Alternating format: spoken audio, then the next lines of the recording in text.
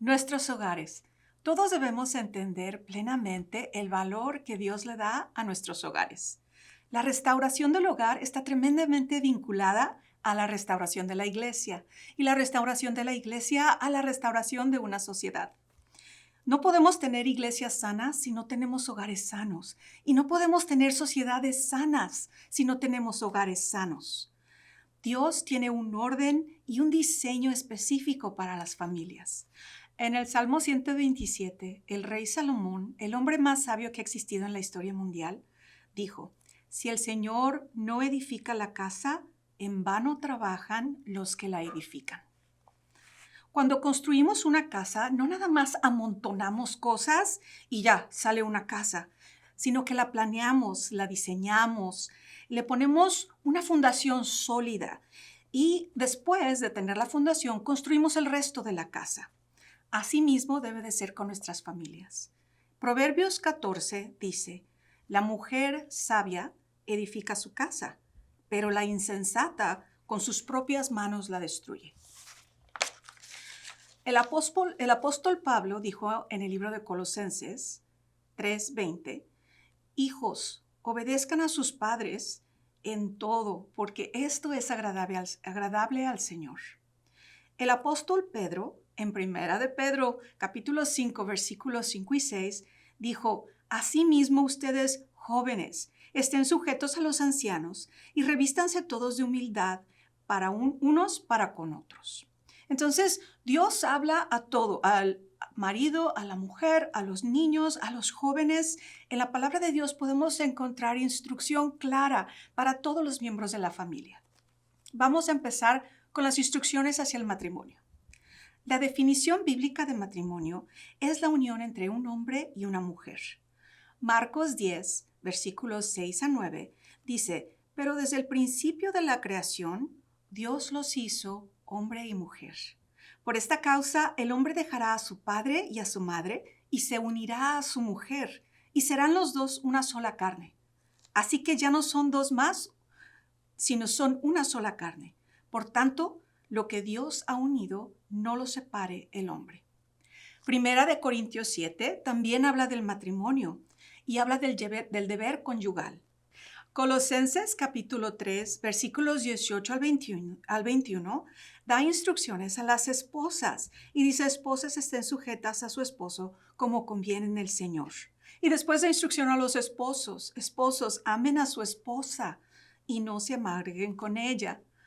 Sigue con instrucciones a los hijos: hijos, obedezcan a sus padres en todo, porque esto es agradable al Señor.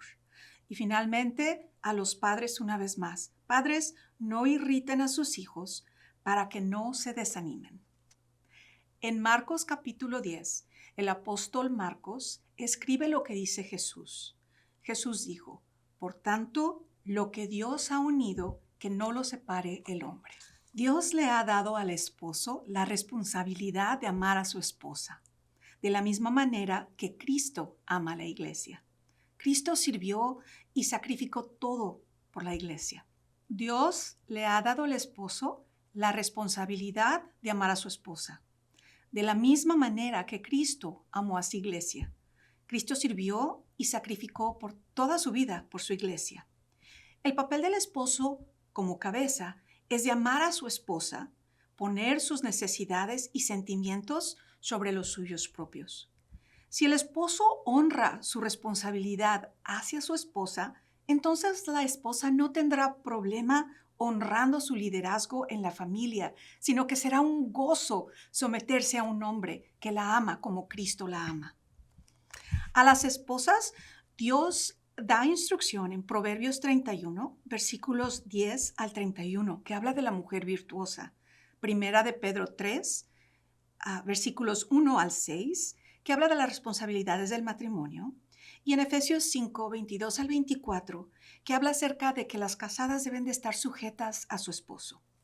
Primera de Pedro, capítulo 3, versículo 1 y 2, dice: asimismo, esposas, sométanse a sus esposos, de modo que si alguno de ellos no cree en la palabra, puedan ser ganados más por el comportamiento de ustedes que por sus palabras, al observar su conducta pura y respetuosa. Cada corporación necesita un líder. Cada nación necesita un líder. Y la Biblia dice que Cristo es la cabeza de la iglesia. Dios ha puesto al esposo para servir humildemente a su esposa y a su familia delante del Señor y ser su líder, mientras que la esposa voluntariamente honra y respeta el liderazgo de su esposo. Así, juntos, hacen un equipo en el que hay mutuo respeto y en el que ambos se someten al liderazgo de Cristo. Dios ha puesto a la esposa como un apoyo poderoso al esposo. Ella es una compañera y una pareja para su esposo. Me parece importante enfatizar que la mujer no es llamada a ser reprimida por el hombre o a ser menos. Dios le da un lugar en donde ella puede experimentar la protección y el cuidado de su esposo. Su llamado a honrar a su esposo no es un llamado a tener a estar bajo la represión de su esposo, sino es un llamado a tener una respuesta humilde ante su esposo, quien a su vez está llamado humildemente a darle su vida a ella. En un matrimonio con el orden de Dios, ambos, la esposa y el esposo, son llamados a vivir en sumisión a Dios. Voy a dar un resumen de las funciones en el hogar. El esposo, de acuerdo a 1 Corintios 11:3, debe estar sometido a Cristo como su cabeza. De acuerdo a 1 Timoteo 5:8, debe proveer a su familia física, emocional y espiritualmente. De acuerdo a Efesios 5:25, él también debe ser la fuente de amor en el hogar.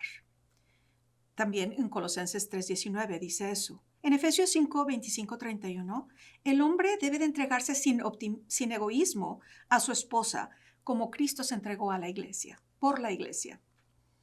Juan 13:3-4, el hombre debe de usar su autoridad para servir a cada miembro de su familia. Primera de Pedro 3:7, él debe tratar a su esposa con dignidad y honrarla, de la misma manera que se trataría a sí mismo. De esa manera, sus oraciones no serán estorbadas, dice Efesios 5:29. Y finalmente, debe de recibir a su esposa como un regalo de Dios y como ayuda idónea para sí mismo. La esposa, por su parte, de acuerdo a 1 Corintios 11:3 y Efesios 5:22-24, reconoce voluntariamente la autoridad de su esposo, es que es una autoridad que Dios mismo le dio. 1 de Pedro 3:6, ella honra a su esposo. Génesis 2:18, está llamada a ser un complemento para su esposo. Colosenses 3:20, tiene autoridad sobre sus hijos. Proverbios 31 da una descripción de la mujer virtuosa. A los hijos deben de ser considerados como un precioso regalo de Dios. Ellos deben obedecer a sus padres, Efesios 6:1. Honrar y respetar a sus padres, Efesios 6:2. Recibir corrección cuando sea necesario, Proverbios 13 y Proverbios 22. De acuerdo a la comunicación, cada miembro de la familia debe estar comprometido a mantener una comunicación abierta, honesta y edificante. Efesios 4:29 dice, eviten toda conversación obscena. Por el contrario, que sus palabras contribuyan a la necesaria edificación y sean de bendición para quienes escuchan. Cada hogar tiene muchas oportunidades para pedir perdón. Personas que no perdonan ni se disculpan viven en constantemente tormento físico y aflicción. Mateo 18:23-25. Es muy claro que Dios quiere que todos nuestros hogares sean ejemplo del reino de Dios en la tierra y para el mundo. Cuando edificamos nuestros hogares, de acuerdo a los principios de la palabra de Dios, podemos ver la abundancia y las bendiciones que Dios tiene para sus hijos. Cada cristiano está llamado a hacer todo lo posible para que su hogar sea un hogar lleno de la bendición de Dios, de la justicia, de la paz y del gozo que están prometidos a los que le obedecen.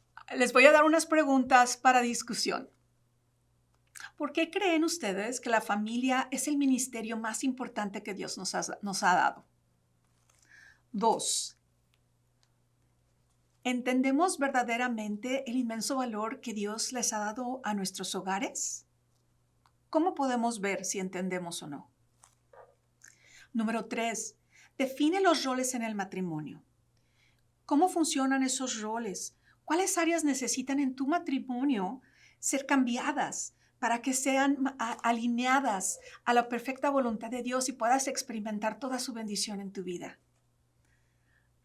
Y número 4, repasa las funciones en el hogar. Define qué es el éxito en el hogar. ¿Cuál de estos es tu mayor fortaleza y cuál necesita más trabajo? Recordemos que el éxito es ver el reino de Dios en cada área de nuestras vidas. Gracias.